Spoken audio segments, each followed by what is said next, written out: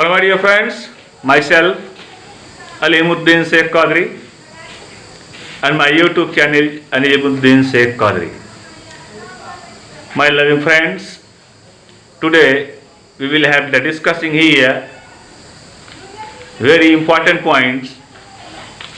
This one is the classification of elements. तत्वों के वर्गीकरण, क्लासिफिकेशन ऑफ एलिमेंट, तत्वों के वर्गीकरण। तो आप लोग इसको एक साइड से नोट करके चलिएगा। क्लासिफिकेशन ऑफ एलिमेंट्स में सबसे पहले हम आपको बताएंगे brief history of development of periodic table. ये सबसे इंपॉर्टेंट पॉइंट है कि brief history of development of periodic table, कि पीरियाडिक टेबल का डेवलपमेंट कैसे हुआ, किस बेस पर हुआ। My loving friends and students, already we have told to you there are different scientists, they have gives to the different time of intervals to different types of definitions. In this case we have simply be told to you, मैंने आपको बताया कि जो periodic table की सबसे पहली विशेषताओं को बताया गया, सबसे पहले नंबर ऑफ एलिमेंट बहुत ही कम थे, तत्वों की संख्या बहुत ही कम थी। जब नंबर ऑफ एलिमेंट कम हो जाएंगे तो उनके नामकरण करना आसान है, लेकिन धीरे धीरे डिस्कवरी होती गई, नंबर ऑफ एलिमेंट इंक्रीज करते गए, नंबर ऑफ एलिमेंट इंक्रीज करते गए। अब नंबर ऑफ एलिमेंट जो इंक्रीज करते जा रहे हैं उनको पीरियडिक टेबल में कैसे फिक्स किया जाए। जो long form of periodic table है उनको उस पीरियडिक टेबल में कैसे फिक्स किया जाए। तो इस तरह से अगर आप देखेंगे long form of periodic table में एलिमेंट्स को कैसे फिक्स किया गया है, तो वहां पर मैं आपको बताना चाहूंगा कि इसके संदर्भ में आप लोगों को एक थियरी मैं दे रहा हूं जिसमें 1808 में John Dalton, scientist John Dalton, 1808 में साइंटिस्ट जॉन डाल्टन जो अपनी थियरी दिया था, इस थियरी में जॉन डाल्टन ने सिर्फ यही बोला कि the character of element is completely be depending upon their own atomic masses. The character of element is completely depending on their own atomic masses. तत्वों के गुण उनके परमाणु भारों के आवर्ती फलन होते हैं। तत्वों के गुण, द कैरेक्टर ऑफ एलिमेंट, तत्वों के गुण उनके परमाणु भारों के, देयर ओन एटॉमिक मासेस, तत्वों के परमाणु भारों के आवर्ती फलन होते हैं। जो इसकी पीरियडिसिटी है, आवर्तिता का जो रूल है, जो नियम है, यह नियम बताया उन्होंने, तत्वों के गुण उनके परमाणु भारों के आवर्ती फलन होते हैं। माय लविंग फ्रेंड्स, ऑलरेडी मैंने आपको इस विषय में बता दिया है कि मेंडलीव ने भी सबसे पहले अपनी डिफिनीशन में यही बोला है कि तत्वों के गुण उनके परमाणु भारों के आवर्ती फल, मींस एटॉमिक मास को मेंडलीव ने भी लिया है। तो जो एक पहली थियरी दी गई 1808 में, आप लोग नोट करेंगे 1808 में इसकी पहली थियरी जॉन डाल्टन ने दिया है। दूसरी थियरी 1815 में प्राउट ने दिया है, जोसेफ प्राउट ने दिया है। तीसरी थियरी 1829 में डुबेराइनर ने दिया है। और चौथी थियरी आप देख सकते हैं, यहाँ पर मैं इसकी नंबरिंग कर दे रहा हूं, आप लोग नोट करते रहिएगा। ये पहली थियरी हो गई है, ये दूसरी थियरी दी गई, ये थर्ड थियरी है जो डुबेराइनर के द्वारा दी गई, फोर्थ थियरी दी गई है ड्यूमा के द्वारा, फिफ्थ थियरी दी गई है जो है न्यूलैंड के द्वारा, सिक्स्थ थियरी दी गई है लोथर मेयर के द्वारा, सेवंथ थियरी दी गई है जो है मेंडलीव्स के द्वारा, और आठवीं थियरी दी गई है जो है मोजले के द्वारा, जो 1913 में उन्होंने long form of periodic table के विषय में डिस्कस किया। Long form of periodic table के विषय में जो डिस्कस किया वो 1913 में किया, वो आठवीं थियरी है। नौवीं थियरी दी गई है, नाइन्थ थियरी दी गई है 1921 में, जिसको बरी ने दिया है, बोहर और बरी। और 10th थियरी जो दी गई है वह थियरी दी गई है, 10th थियरी जो इसकी दी गई है और 10th थियरी दी गई है, आप लोग देख रहे हैं 1984 में बोहर ने दिया। इस तरह से मैंने सिंपली 10 साइंटिस्टों के आपको नाम बताए कि ये 10 साइंटिस्ट ने अपनी अपनी थियरी को दिया है। पहली थियरी दिया 1808 में जॉन डाल्टन ने। मैंने अभी जॉन डाल्टन की थियरी के विषय में बताया कि हम तत्वों के गुणों को, किसी भी तत्व को लेते हैं तो उनके भौतिक गुण क्या है, उनके रासायनिक गुण क्या है, उनकी केमिकल प्रॉपर्टीज मीन्स रासायनिक गुण क्या है, इन सब का अध्ययन करते हैं। उनके उस तत्व के स्पेसिफिक फीचर क्या होते हैं, उनके दोष क्या होते हैं, उनके गुणधर्म क्या होते हैं, उनके यूज क्या होते हैं, इन सभी का जो है अध्ययन करना और स्टेप बाय स्टेप स्टडी करना। तो यह एक डिफिकल्ट पैसेज रहा है साइंटिस्टों के लिए, जिसको आधारभूत तथ्य मान करके डिफरेंट साइंटिस्ट ने कभी जो है अपने डिफरेंट रूल्स लिए। किसी ने एटॉमिक मास को लिया तो किसी ने एटॉमिक नंबर को लिया। तो यहाँ पर जो थियरी आप देख रहे हो कि एटॉमिक मास की थियरी अभी ली गई है। मैंने अभी आपको बताया कि पीरियडिक टेबल की आवर्त सारणी की आवर्तिता क्या है। आवर्त सारणी की आवर्तिता में मैंने आपको बताया कि तत्वों के गुण उनके परमाणु भारों के आवर्ती फलन होते हैं। तत्वों के गुण उनके परमाणु भारों के आवर्ती फलन होते हैं। Means the character of an element is directly proportional to their own atomic masses. जैसे जैसे उनके एटॉमिक मास इंक्रीज करते जाएंगे उनके कैरेक्टर भी इंक्रीज करते चले जाएंगे। ये तो आपको जो थियरी बताई गई, ये मैंने बताया कि इस थियरी को 1808 में जॉन डाल्टन ने क्लियर कर दिया कि ये 18 परमाणु द्रव्यमानों के आवर्ती फलन होते हैं। तो जॉन डाल्टन ने अपनी थियरी में दिया 1808 में। और जॉन डाल्टन की थियरी में आप लोगों को एक बात को और बता दें कि ये सापेक्ष परमाणु भारों के, जिन्हें आजकल हम परमाणु द्रव्यमान के रूप में कहते हैं, कि इनको आजकल हम परमाणु द्रव्यमान के रूप में कहते हैं, और इसी थियरी को इन्होंने बेस माना और वर्गीकरण की दिशा में अपना नया कदम बढ़ाया कि तत्वों को किस तरह से हम क्लासिफाई करें। इसको पूरी तरह से इन्होंने कंप्लीट किया। अब आइए देखते हैं अगली थियरी में। मीन्स जॉन डाल्टन ने नंबर ऑफ एलिमेंट्स, जो तत्वों की संख्या रहे, उनको क्रमबद्ध किया। क्रमबद्ध करने के बाद उनको एटॉमिक मास में शिफ्ट किया, अकॉर्डिंग टू एटॉमिक मासेस। परमाणु भारों के आधार पर उनको व्यवस्थित किया। जब परमाणु भार के आधार पर ये व्यवस्थित हो गए, अब उनके आधार पर इनके कैरेक्टर को, इनके फिजिकल कैरेक्टर को, इनके केमिकल कैरेक्टर को क्लासिफाई किया करते चले गए। इनकी प्रॉपर्टीज क्या है, इनके दोष क्या है, इनके जो है डिमेरिट्स क्या है, इनकी मेरिट क्या है, ये सारे प्रोसेस का डिस्कस करते चले गए। परंतु उस समय ध्यान रहे, ना तो आइसोटोप का डिस्कस हुआ था, ना तो आइसोबार का डिस्कस हुआ था कि आइसोटोप क्या होते हैं, आइसोबार क्या होते हैं, रेडियो एक्टिव क्या है, कौन से एलिमेंट हैं, किस प्रकार, किस कैटेगरी के एलिमेंट रेडियो एक्टिव की श्रेणी में आते हैं। रेडियो एक्टिव मीन्स रे इमिटिंग एक्टिविटी, रेडियो एक्टिविटी, किरण उत्सर्जन सक्रियता। इस बेस को अगर आधार माना जाए, इन सारे तथ्यों को आधार माना जाए, तो ये पीरियडिक टेबल जो है एक डिफिकल्ट प्रोसेस बन जाता है। तो इसको एकदम इजी वे में लाने के लिए, एकदम सामान्य तरीके से आपकी समझ में ले आने के लिए इसको अलग अलग पार्ट में डिवाइड किया गया। तो पहले पार्ट का डिस्कस मैंने किया अभी कि 1808 में जॉन डाल्टन ने अपनी थियरी को दिया, जिसमें जो है जॉन डाल्टन ने आसानी पूर्वक ये डिस्कस कर दिया कि तत्वों के गुण उनके परमाणु भारों के आवर्ती फलन होते हैं। 1815 में प्राउट, ध्यान देंगे 1815 में प्राउट, विलियम प्राउट इनका पूरा नाम है, नाम नोट करते चलिएगा आप लोग, विलियम प्राउट इनका पूरा नाम है। और प्राउट ने यह बताया, स्पष्ट बताया कि हाइड्रोजन परमाणुओं के संगठन मात्र हैं। तत्व जो होते हैं हाइड्रोजन परमाणुओं के संगठन मात्र हैं। The all elements is also be combinise of the hydrogen molecules. तत्वों, जितने भी तत्व दिए गए, इन सारे तत्वों का मूल आधार इन्होंने बताया कि यह हाइड्रोजन है।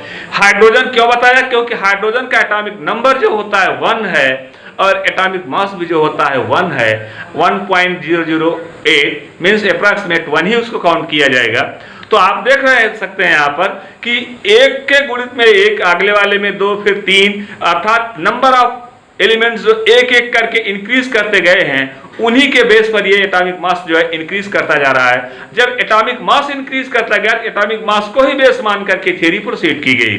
तो आपने देखा कि इनकी थियरी जो है, प्राउट की थियरी, मैं आपको प्राउट की थियरी के विषय में सिंपली डिस्कस कर दे रहा हूं कि प्राउट की थियरी जो स्पष्ट रूप से बता रही है। प्राउट की थियरी ये बताती है कि जितने भी तत्व रहे, हाइड्रोजन परमाणुओं के संगठन मात्र हैं तथा इन सभी तत्वों के परमाणु द्रव्यमान हाइड्रोजन के परमाणु द्रव्यमान के सरल गुणक होते हैं। हाइड्रोजन के परमाणु द्रव्यमान के सरल गुणक होते हैं। हाइड्रोजन के परमाणु द्रव्यमान अर्थात हाइड्रोजन सबसे प्रिमिटिव एलिमेंट है, सबसे बिगिनिंग एलिमेंट है, सबसे शुरुआत का तत्व है। इसी को आधार मान करके अन्य तत्वों की गणना की गई, अन्य तत्वों की विवेचना की गई, अन्य तत्वों के विषय में उनके फिजिकल और केमिकल प्रॉपर्टीज का अध्ययन किया गया कि तत्वों के गुण जो होते हैं वो हाइड्रोजन के गुणों पर पूरी तरह से निर्भर करते हैं। और जैसे जैसे हाइड्रोजन से उनके परमाणु क्रमांक बढ़ते जाएंगे, जैसे जैसे हाइड्रोजन से उनके परमाणु क्रमांक बढ़ते जाएंगे, वैसे वैसे उनके गुणों में क्रमिक आवर्तिता आती चली जाएगी। ये थियरी दिया है जो है 1815 में जो है विलियम प्राउट ने। आइए देखते हैं कि प्राउट की परिकल्पना 1815 की रही है। अब हम आगे चलते हैं, प्राउट के बाद आते हैं 1829 में डोबेराइनर। 1829 में डोबेराइनर की जो थियरी आई है, ध्यान रहे कि बहुत ही इंपॉर्टेंट थियरी मैं बता रहा हूं आप लोगों को। 1829 में जो डोबेराइनर की थियरी आई, तो डोबेराइनर एक जर्मन वैज्ञानिक 1829 में इन्होंने अपनी थियरी को दिया। तो आप इनकी थियरी को जो है डोबेराइनर को मोस्टली ये जाना जाता है डोबेराइनर ट्राइट रूल्स। डोबेराइनर का त्रिक नियम क्या है? त्रिक नियम का मतलब होता है कि एक पहला एलिमेंट एक तीसरा एलिमेंट, दोनों एलिमेंटों के एटॉमिक मास को ऐड करके हाफ कर दिया जाए तो मध्य वाले बीच वाले तत्व का एटॉमिक मास आसानी से मिल जाता है। अर्थात अगर आपको एटॉमिक मास निकालना है तो आप 3 एलिमेंटों को कम से कम लेंगे और तीनों एलिमेंटों में से पहले एलिमेंट और तीसरे एलिमेंट दोनों एलिमेंटों के एटॉमिक मास को ऐड करके हाफ कर दिया जाएगा तो बीच वाले एलिमेंट का एटॉमिक मास हो जाता है, जिसको कहा गया Dobereiner traits rule. Traits rule इसीलिए बोला गया कि इन्होंने 3 एलिमेंटों को एक साथ लिया है। इस तरह से पद्धति को कहा गया डोबेराइनर ट्रैट्स रूल। जरा आप इसको ध्यान से सुनेंगे। प्रत्येक समूह के बीच वाले तत्व का परमाणु द्रव्यमान प्रथम और तृतीय, पहले और प्रथम और तृतीय परमाणु द्रव्यमानों के योग का आधा होता है, योग का लगभग आधा होता है। माने यही है triads rule. The atomic mass of the first element and the atomic mass of the third element, जो फर्स्ट एलिमेंट का एटॉमिक मास है, जो थर्ड एलिमेंट का is combinised together and it directly there own half position of the second elements. इन्होंने directly clear कर दिया कि second element का जो एटॉमिक मास होगा यह हाफ होगा फर्स्ट और थर्ड के। तो इसीलिए ये 3 एलिमेंट्स को साथ में लिया गया, और जो 3 एलिमेंट्स को साथ में लिया गया तो इस 3 एलिमेंट्स को साथ में लेकर के बोला गया यह जो है यह डोबेराइनर ट्रैट्स रूल है। तो मैंने कहा जरा सा मैं आपको बता देना चाहता हूँ, एक सिंपल सा एग्जाम्पल मैं आपको यहाँ दिखाना चाह रहा हूँ। जैसे नाइट्रोजन का एटॉमिक मास मैं दे रहा हूं, देखिएगा आप लोग नाइट्रोजन। अब यहां पर अगर हम देख रहे हैं नाइट्रोजन यहां पर हमने किया ये 7 है, एटॉमिक नंबर इसका जो है 7 है। और यहां पर आप देखेंगे कि जो अन्य तत्व रहा है सोडियम है, अगर हम दूसरा देख रहे हैं सोडियम है, इसका 23rd है। और पोटेशियम इसको हम थोड़ा सा नीचे लिखेंगे, यहाँ पर ये 7 कर दिया, यहाँ पर 23rd कर दिया, यहाँ पर पोटेशियम 39 कर दिया। तो अब आप देखेंगे कि 7 और जो है 39 को अगर हम ऐड कर दें, 7 और 39 को अगर हम ऐड कर दें तो ये हो जाएगा, आप देख सकते हैं 16, 46 का हमने हाफ किया तो ये हो गया 23। अब आप देखिए इस तरह से आपने देखा कि ये हो गया 23। अब ये जो 23 आया है इसको थोड़ा सा हम एक दूसरा एग्जांपल ले रहे हैं, उस एग्जांपल को भी आप लोग ध्यान से देखेंगे। जो अंडर एग्जांपल लिया जा रहा है उसमें भी मैं आपको और क्लियर कर देना चाहता हूं कि क्योंकि इसमें 7 एटॉमिक नंबर जो है वो एटॉमिक नंबर लिया गया नाइट्रोजन का, और जबकि इन्होंने एटॉमिक मास के विषय में डिस्कस किया है। और अगला देखिएगा कैल्शियम, स्ट्रांसियम और बेरियम को मैं ले रहा हूं, कैल्शियम Ca, स्ट्रांसियम Sr और बेरियम Ba। ध्यान से देखेंगे तो कैल्शियम का होता है 40, मास के विषय में चल रहे हैं लेकर के, कैल्शियम का 40, स्ट्रांसियम का होता है 88 और बेरियम का होता है 137। अब आप यहां पर 40 प्लस 137 होल बाई 2 कर देंगे, होल बाई 2 कर देंगे। अब आप देखेंगे यहां पर ये हो जाएगा 7 और ये 1 हो जाएगा, होल बाई 2 करेंगे आप 16 18.5 मींस अप्रॉक्सीमेट 88 आ गया, 88 एटॉमिक मास निकल गया जो है स्ट्रांसियम का। तो इस तरह से आप देख रहे हैं कि ये जो डोबेराइनर-ट्राइट्स रूल है, ये डोबेराइनर-ट्राइट्स रूल अपना बहुत ही सिंपल सा ट्राइट्स रूल इन्होंने एटॉमिक मास को लिया और according to their own atomic masses इन्होंने 3 एलिमेंट्स को लिया है, कैल्शियम, स्ट्रांसियम और बेरियम, जिसमें कैल्शियम के एटॉमिक मास को कहा इन्होंने 40 है और स्ट्रांसियम के एटॉमिक मास को कहा कि अभी इसका क्लियर नहीं किया, उसके बाद बेरियम के लिए 137। तो कैल्शियम और बेरियम दोनों के एटॉमिक मास को ऐड करके हाफ कर दिया गया, तो आ गया 88.5। जो एटॉमिक मास निकला 88 एटॉमिक मास का इन्होंने ये मिडिल वाले एलिमेंट का एटॉमिक मास है। तो ये 3 एलिमेंट्स को लिए करके डिस्कस कर रहे हैं, इसीलिए इनको कहा गया Dobereiner-traits rule. My loving friends, अब आगे देखते हैं 1853 में ड्यूमा ने क्या बोला।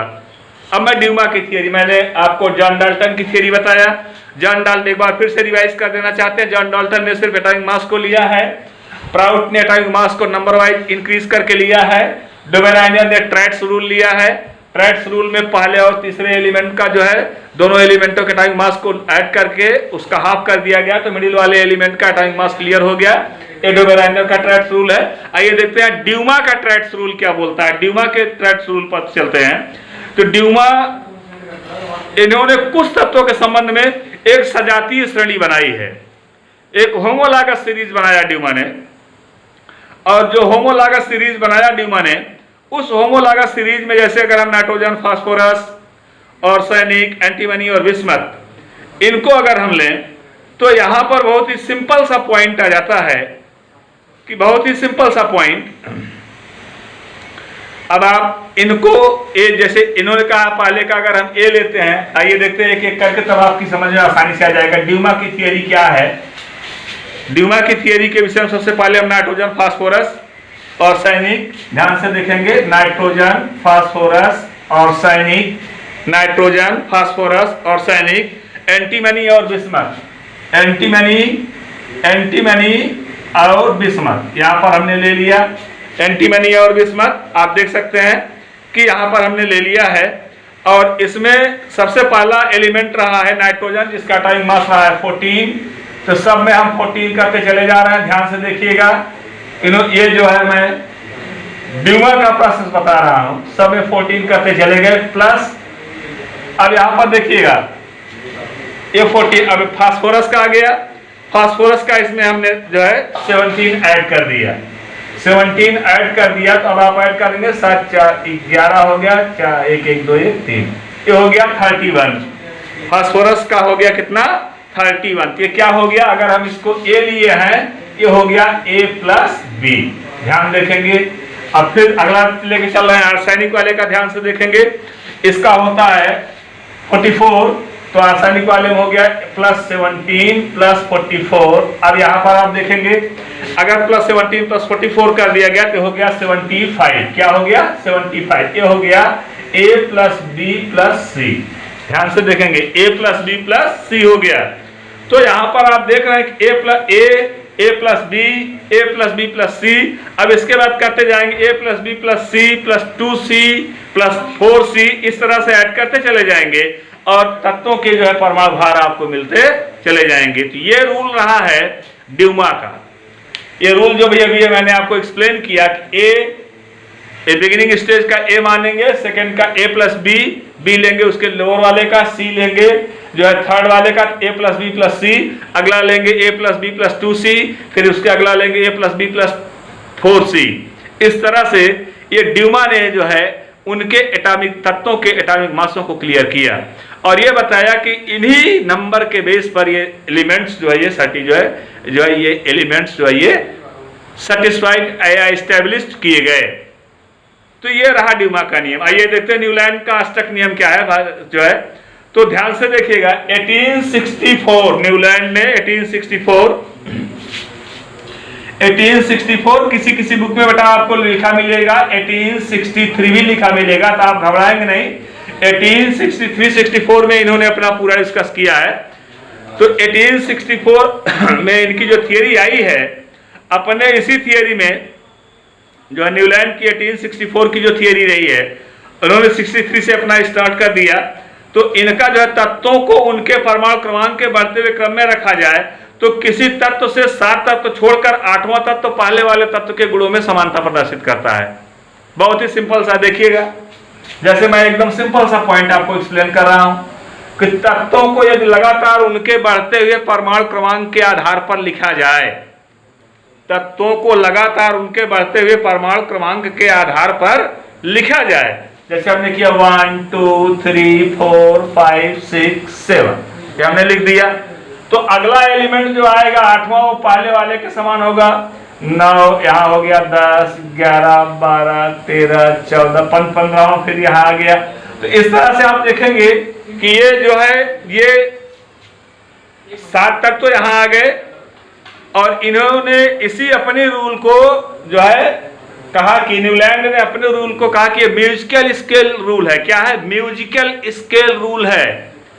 म्यूजिकल स्केल क्या होती? सा रे ग म प ध नि। तो आप लोग इसके देखेंगे तो सा रे ग म प ध नि। तो जो ये रूल है तो ये 7 तक तो चले, सा रे ग म प ध नि। देख रहे हैं, फिर सा आ जाएगा। यहां पर देखते लिख दे रहे हैं हम, सा रे ग म प ध नि। फिर अगला आएगा, फिर सा यहां आ जाएगा। फिर ऐसे जो म्यूजिकल स्केल का जो रूल है, इस तरह से हर अगला 7 तक तो चलेंगे, लेकिन हर 8वां एलिमेंट फिर से पहले वाले वर्ग में व्यवस्थित हो जाएगा। इस तरह से हर एलिमेंट 7 के बाद आने वाला हर 8वां एलिमेंट अपने पहले वाले एलिमेंट के समान गुणों में व्यवहार प्रदर्शित करता है। तो यह स्थिति, यह जो रूल न्यूलैंड ने दिया, जो जिसका जो है कहा गया न्यूलैंड का म्यूजिकल रूल या न्यूलैंड का ऑक्टेव रूल। ये अष्टक नियम है। आइए देखते हैं लोथर मेयर का, देखते हैं 1869 में लोथर मेयर ने अपना वक्र नियम दिया। वक्र नियम दिया है, अर्थात तत्वों के गुण सामान्यतः उनके परमाणु द्रव्यमानों के आवर्ती फलन होते हैं। ध्यान से सुनिएगा, तत्वों के गुण सामान्यतः उनके परमाणु द्रव्यमानों के आवर्ती एटॉमिक मास के जो है आवर्ती फलन होते हैं। जो पीरियडिक लॉ है, इसका पीरियडिसिटी है, वह उनके एटॉमिक मास को लेकर के है कि तत्वों के गुण उनके परमाणु भारों के आवर्ती फलन होते हैं। इन्होंने एटॉमिक मास को भी लिया, और एटॉमिक मास को लेकर के जब इन्होंने अपना एक्सप्लेनेशन देना शुरू किया, ध्यान से देखेंगे तो इसमें एक छोटा समय इनका जो है वक्र रूल बता रहा हूं आपको। ये देखिएगा, ये इनका एक वक्र रूल मैं बताने चल रहा हूं आपको। बेस लिया गया, अब बेस पर ये अपने जो है यहाँ पर देखिएगा लिथियम, बेरिलियम, इस तरह से ये थोड़ा थोड़ा करके इस तरह से आगे इनकी थियरी बढ़ती जा रही है। इस तरह से ये देखिएगा, जैसे जैसे हम आगे बढ़ते जा रहे हैं, यहाँ पर आप देखिएगा ये पीक पर होता चला जा रहा है।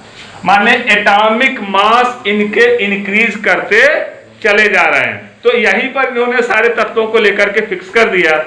और यहाँ पर जो आगे बढ़ रहा है यह है परमाणु द्रव्यमान। क्या है? परमाणु द्रव्यमान। परमाणु द्रव्यमान जिसको हम बोलते हैं बेटा एटॉमिक मास। क्या बोलेंगे? एटॉमिक मास बोलेंगे, एटॉमिक मास।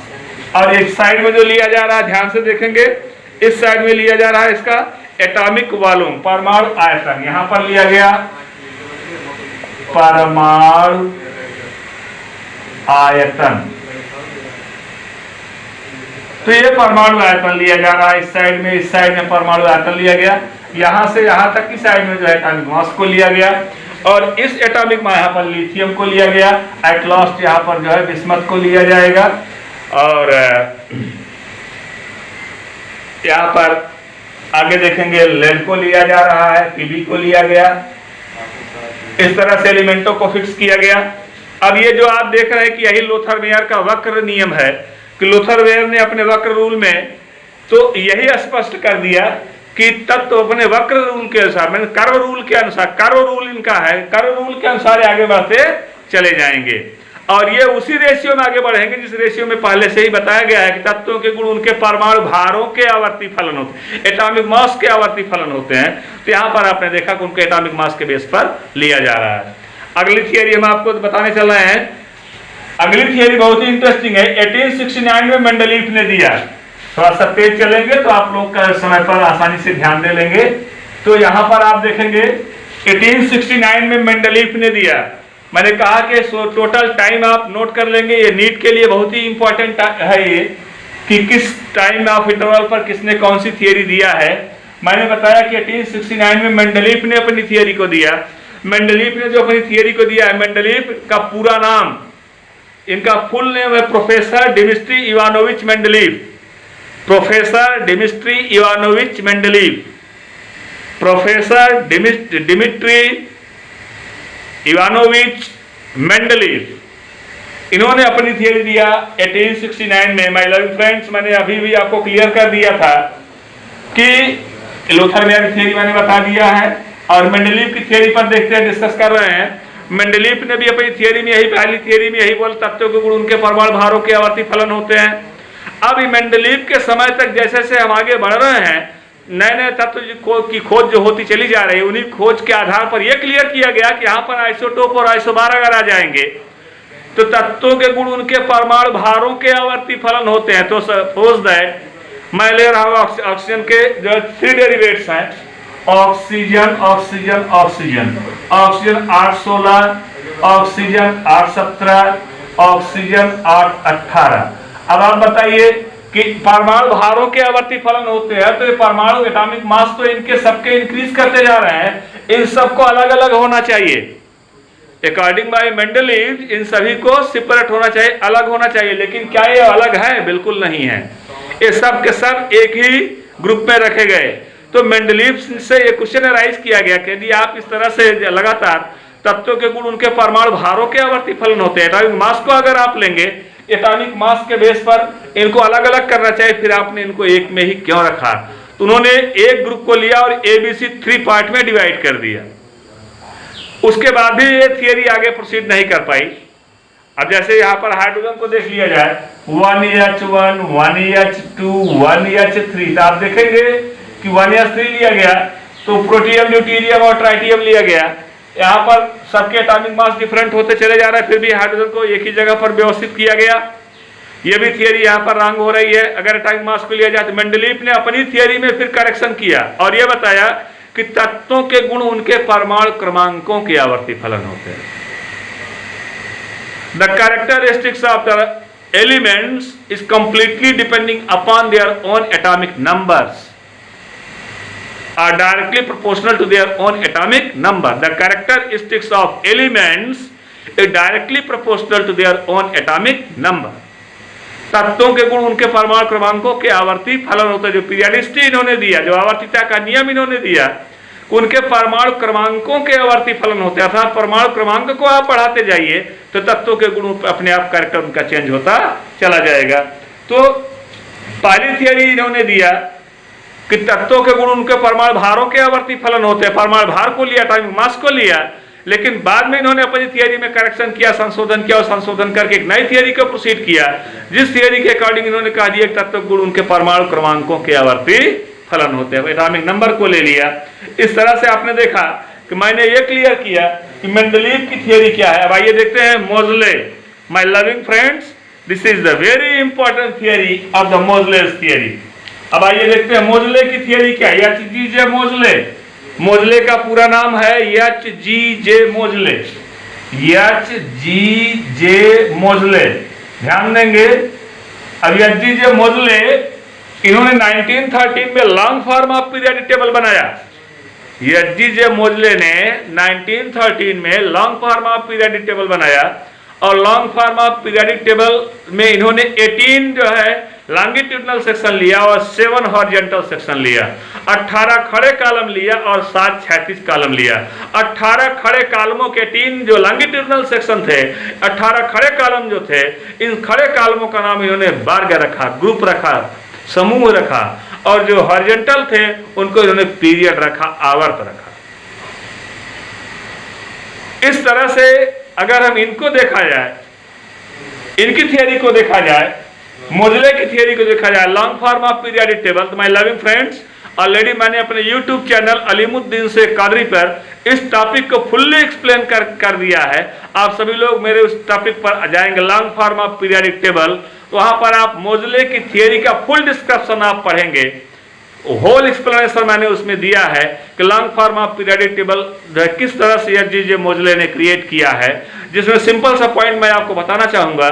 सिंपल सा पॉइंट रहा है कि इन्होंने नंबर ऑफ एलिमेंट को, जो इनके समय में एलिमेंट्स काफी ज्यादा हो गए थे, अब जो नंबर ऑफ एलिमेंट्स आए जो है अप्रॉक्सीमेट लगभग 90 अबव एलिमेंट्स जो हो गए थे, अब इन्होंने एलिमेंट्स को क्या किया कि ग्रुप में और जो पीरियड में शिफ्ट करना स्टार्ट कर दिया। ये वर्ग है और ये आवर्त है, उन्हीं में इन्होंने तत्वों को प्रारंभिक रूप से रखना प्रारंभ कर दिया। अब आइए देखते हैं बोहर और बरी की थियरी क्या है। आइए देखते हैं कि बोहर और बरी की थियरी क्या है। तो मैं आपको बताना चाहूंगा कि जो बोहर और बरी की थियरी है, तो नील बोर थॉमस बरी, नील बोर और थॉमस बरी, ये नील बोर और थॉमस बरी की थियरी को अगर हम देखें तो बोहर और बरी ने अपना जो रूल दिया, ये 2n² का रूल दिया। मैं आगे आपको बताना चाह रहा हूं बोहर और बरी की थियरी का। ध्यान दे, ये सारे पॉइंट्स जो मैं बता रहा हूं बहुत ही इंपॉर्टेंट, डॉक्टर ओ.पी. टंडन की बुक से बता रहा हूं, आप लोग इसको पूरी तरह से नोट करेंगे। और दूसरी बुक में आपको सारी थियरियां नहीं मिलेंगी, इसलिए मैं बार बार आपको कहते चल रहा हूं कि सारी थियरी को आप लोग नोट करते चलिएगा। तो बोहर और बरी की थियरी को देखा जाए, 1921 में बरी ने दिया है, 1984 में बोहर ने दिया है, और दोनों की थियरी मैच कर गई। तो दोनों की थियरी को मिलाकर के बोहर और बरी की थियरी, बोर बरी जिसको कहा जाता है, इनका फुल नेम है बोहर बरी थियरी। तो इन्होंने अपनी थियरी में जो बोर बरी की थियरी है, बोहर की थियरी है और बरी की थियरी है, इन्होंने कहा कि the number of electron is directly proportional to 2n²। किसी भी तत्व में के कोष में अधिकतम इलेक्ट्रॉनों की संख्या 2n² होती है। The maximum number of electron in their own atomic orbital is directly proportional to 2n²। The number of electron in their own atomic orbital is 2n², is 2n²। कोषों में इलेक्ट्रॉनों की संख्या 2n² होती है। तो n की वैल्यू जो है number of shell, n equal to number of shell 1, n equal to 2, n equal to 3, n equal to 4। इस तरह देखिएगा तो 2 1 का स्क्वायर करेंगे, 2 मल्टीप्लाई 2 का स्क्वायर करेंगे, 2 मल्टीप्लाई 3 का स्क्वायर करेंगे, 2 मल्टीप्लाई 4 का स्क्वायर करेंगे। अब यहाँ पर देखेंगे 2 आ जाएगा, 2 8 आ जाएगा, यहाँ पर आप देखेंगे 18 आ जाएगा, यहाँ पर आप देखेंगे 32 आ जाएगा। अब आपने जो नंबर ऑफ एलिमेंट को देखा, उस नंबर ऑफ एलिमेंट को देखा, फर्स्ट पीरियड में 2 आए, फिर उसमें 8 आए, फिर 18 आए, फिर 32 आए। इस तरह से एलिमेंट्स आते चले जा रहे हैं, 2 8 18 32। अब ये 2 8 18 32 जो एलिमेंट्स आए हैं, यही एलिमेंट्स जो होते हैं, यही जो है बोहर और बरी की थियरी को प्रमाणित करते हैं। इस तरह से आज मैंने आपको जो जितने भी 10 साइंटिस्ट रहे हैं और 10 साइंटिस्ट जिन्होंने की अपनी थियरी को दिया, brief history of development of periodic table, brief history of development of periodic table, और मैंने इस brief history of development of periodic table को एक्सप्लेन किया, और एक्सप्लेन करके आज मैंने जो है ये क्लियर कर दिया कि यहाँ पर 1808 में जेम्स डाल्टन, 1815 में प्रोफेसर प्राउट हैं, विलियम प्राउट, और 1829 में डोवेराइनर, 1853 में ड्यूमा, 1864 में न्यूलैंड, और 1869 में लोथर मेयर, 1869 में भी है मेंडलीफ, और 1913 में है एच.जी.जे. मोजले, और 1921 में बरी, 1984 में बोहर और बरी की थियरी को मैंने बताया कि मैच कर गई। और जब बोहर और बरी की थियरी मैच कर गई तो इनकी पूरी थियरी को इस रूल के बेस पर, जो मैंने बताया 2n² का रूल है, इसके अकॉर्डिंग इस थियरी को जो है शिफ्ट किया गया और कह दिया गया कि बोहर बरी की थियरी है। तो माय लविंग फ्रेंड्स, मैं आज का अपना टॉपिक इसी पर समाप्त करता हूं, और इसको मैं आपसे रिक्वेस्ट करना चाहता हूं, जिन लोगों ने अभी तक मेरे चैनल को अलीमुद्दीन शेख कादरी को सब्सक्राइब न किया हो, वे लोग मेरे चैनल को सब्सक्राइब कर लेंगे। और मैं रेगुलर आपको जो है ये जो है एक अच्छे वीडियो मैं अपलोड करता रहूंगा और देता रहूंगा। आप लोग इसको पूरी तरह से लर्न करते रहिए, इसका नोट बनाते रहिए, और मैं किस बुक से दे रहा हूं और कहां से दे रहा हूं, मैं आपको सारी चीजों का एक्सप्लेन करता रहूंगा। इसी के साथ मैं अलीमुद्दीन शेख कादरी आपसे विदा लेना चाहता हूं। Thank you.